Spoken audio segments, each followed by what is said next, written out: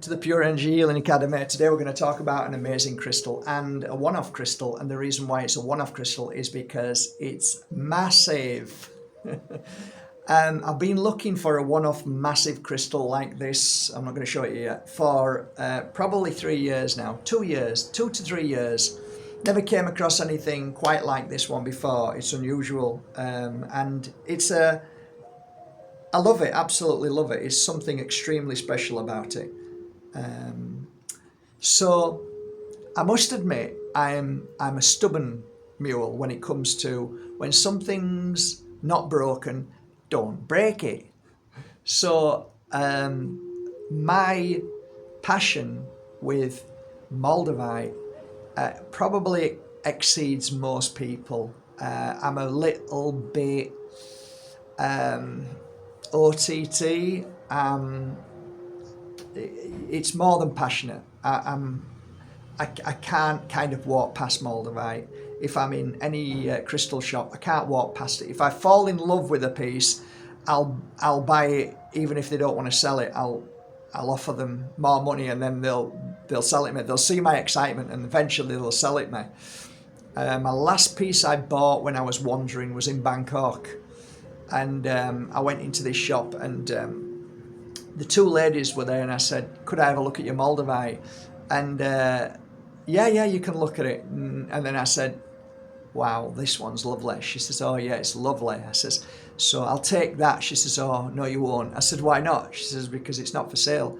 I think I went back 3 times, pestered them 3 times, and offered more and more, and eventually I bought it. That's in my private collection. Maybe I'll take it out one day and show you, but it's very beautiful, and I guess I am obsessed. I am obsessed with moldavite. I can't help it. Why? Because nothing's ever felt the same as moldavite. No, when it's genuine.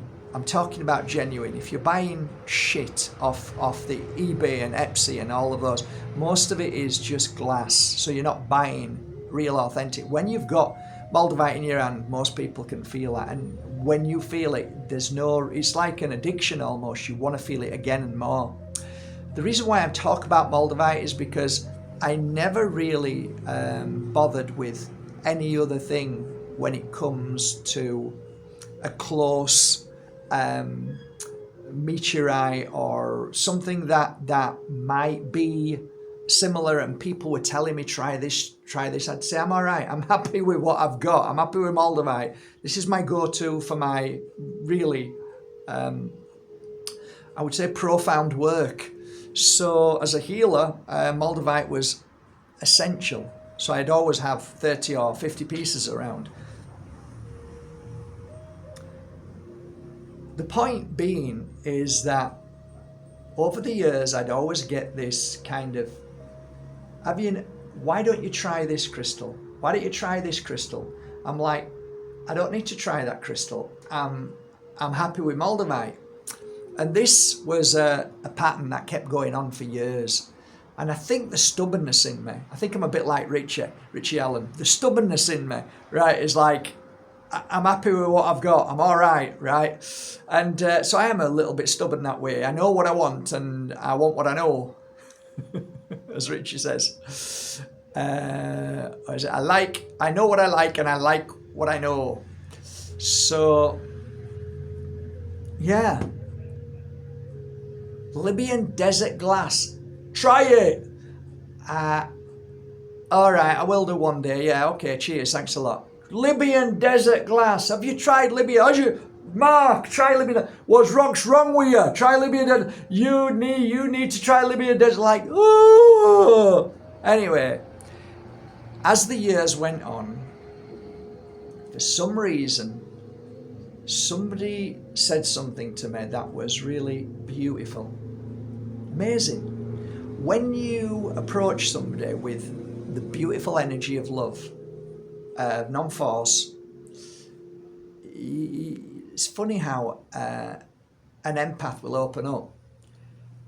So I made a couple of phone calls to 2 or 3 of my friends, and sent Alex a message and stuff, and I said, this Libyan desert that you know, even they offered it me many times.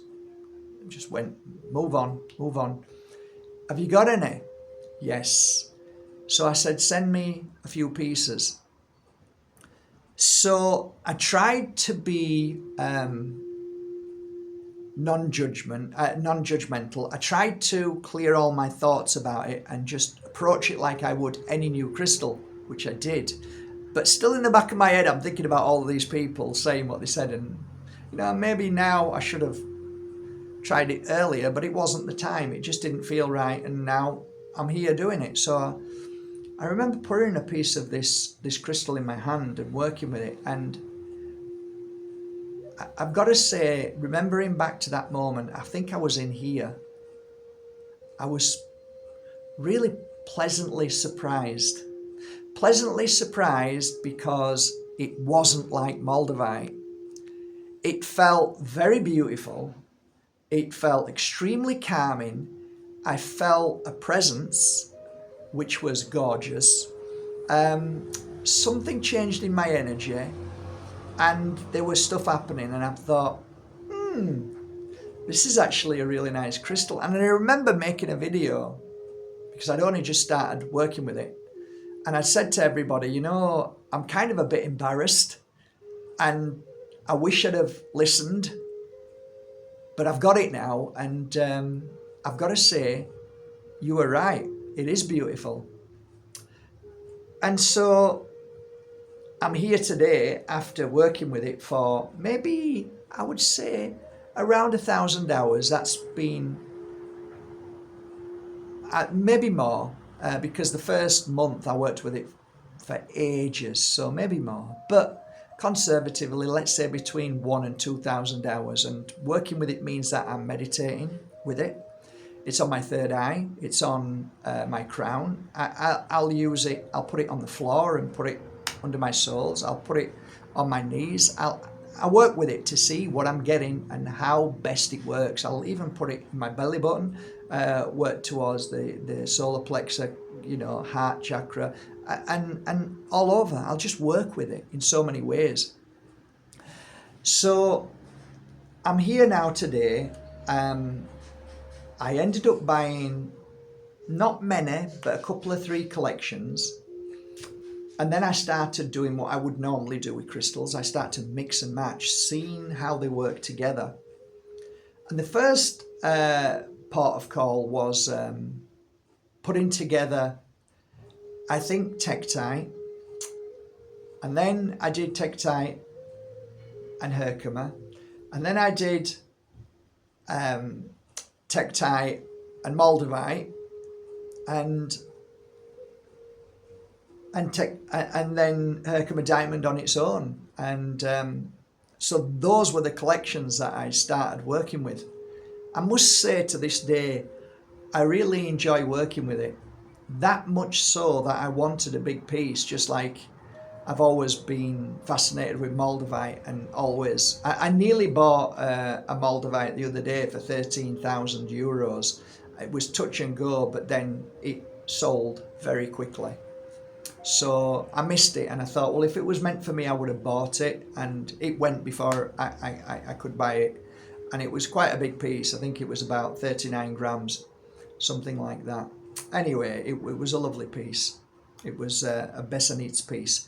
But going back to this beautiful and unusual Mother Earth glass combination, and it's here in front of me. I bought this piece because I fell in love with it.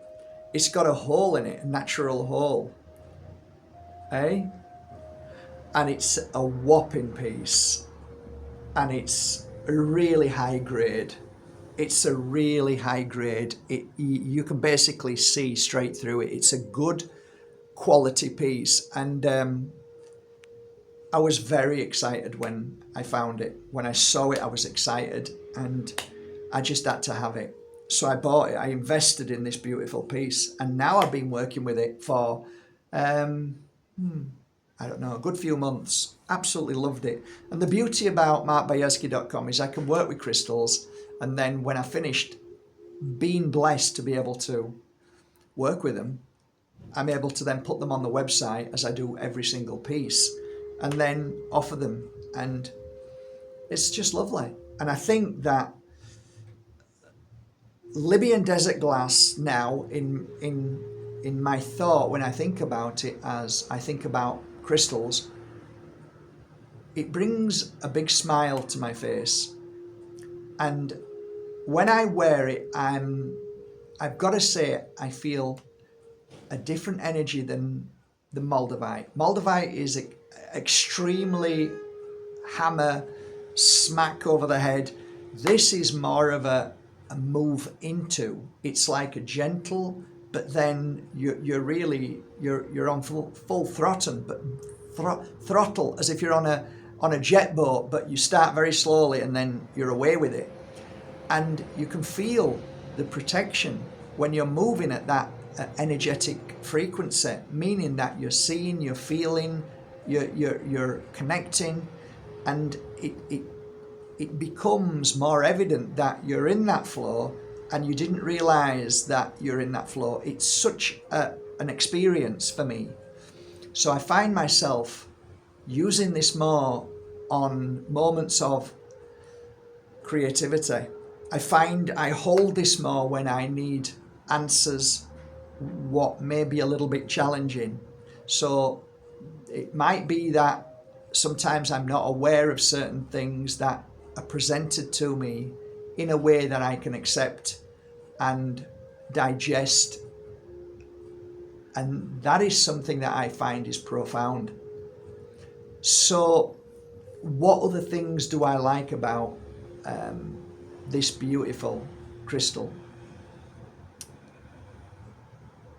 It's hard to start, really. Where do you start with it? The frequency that is given off feels like it's uplifting. I feel a form of protection over all that is trying to cause difficulty. So darkness that tries to bring fear doesn't happen, it disappears. Darkness that tries to invoke thoughts that are not mine disappears. It's almost like the protection of my own aura becomes that strong that whatever I decide to do when working as a healer or a seer, a psychic, or whatever it is that you work as, it's fluid, it's easy, without challenge, without worry, fear, without any hijacking of any frequency that might try. So I also feel energetically that not energetically, physically, I feel like my whole body is in complete healing. Like I feel the healing taking place as you hold it. And it calms down the nervous system. It calms down the erratic thoughts, the monkey mind. It calms down OCD. It calms down dyslexia, dyspraxia. It balances that what's all off. So you regain a kind of momentum that is aligned to the body-temple balance. I feel like nothing is an issue when I work with it. I feel like I don't rush. Time doesn't seem to affect me at all. It goes even deeper when I think it's all as it should be. It feels like that kind of crystal. When you wear it, it's all as it should be. I don't seem to have issues when I wear it. There's never a problem. There's only a solution. So I guess I don't give it enough attention. And the fact that I've been working with it now for so long, and these past few nights, I realised that I should talk a little bit more about this crystal and say that I think it's something that in 2025 should be a go-to crystal for you guys. Definitely a go-to. And I recommend now Libyan desert to many people. And I'm no expert. All I can tell you is these few thousand hours that I've worked with it, it's been a blessing. It's not been hard. It's not been heavy. It's not been difficult. It's not like moldavite. Sometimes moldavite can really bring out a lot of stuff. This is, like I said, it's like getting on the most powerful jet engine boat, and setting off slowly, and without realizing you're at 100, you're at 200, and you're at 500 mile an hour.